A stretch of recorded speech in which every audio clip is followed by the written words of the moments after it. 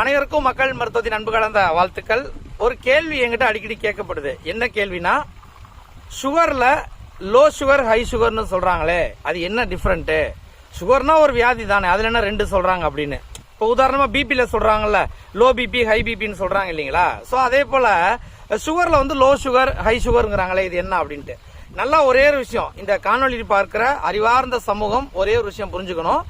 உடம்புல நல்ல சர்க்கரையே இல்லாம கெட்ட சர்க்கரை அதிகமா இருந்தாதான் அது பேரு சுகர் வியாதி. அது கரெக்ட் தானே? இது எல்லாரும் ஒத்துக்கிறீங்க தானே? இதுல வந்து லோ சுகர் ஹை சுகர்னா என்னன்னா, நம்ம உடம்புல இருக்கிற அந்த கெட்ட சர்க்கரை, ஏன்னா நல்ல சர்க்கரை இல்ல கெட்ட சர்க்கரை இருக்கு இல்லையா, அந்த கெட்ட சர்க்கரை ரத்தத்திலேயே சுத்திக்கிட்டே இருந்துச்சுன்னா அது பேரு ஹை சுகர். அதே சர்க்கரை ரத்தத்திலேருந்து பிரிஞ்சு யூரின் பேகுக்கு வந்துருச்சுன்னா லோ சுகர். ஸோ ஹை சுகர்ல இந்த பிரச்சனை. லோ சுகர் வந்தோம்னா மயக்கம் வரதுக்கு அதான் காரணம். ஏன்னா உடம்புல நல்ல சர்க்கரை ஏற்கனவே இல்ல, கெட்ட சர்க்கரை யூரின் பேக் வந்து வச்சுங்களேன், உடனே அவங்களுக்கு மயக்கம் வந்துடும். ஸோ இதுதான். அப்ப லோ சுகர்னாலும் சரி ஹை சுகர்னாலும் சரி ரெண்டுமே நோய் தான். ஒரே ஒரு விஷயம் புரிஞ்சுக்கணும், என்னன்னா நம்ம உடம்புல நல்ல சர்க்கரை இல்ல, கெட்ட சர்க்கரை இருக்குது. அது பிளட்ல இருந்தானா யூரின் பேக்ல இருந்தான்னா.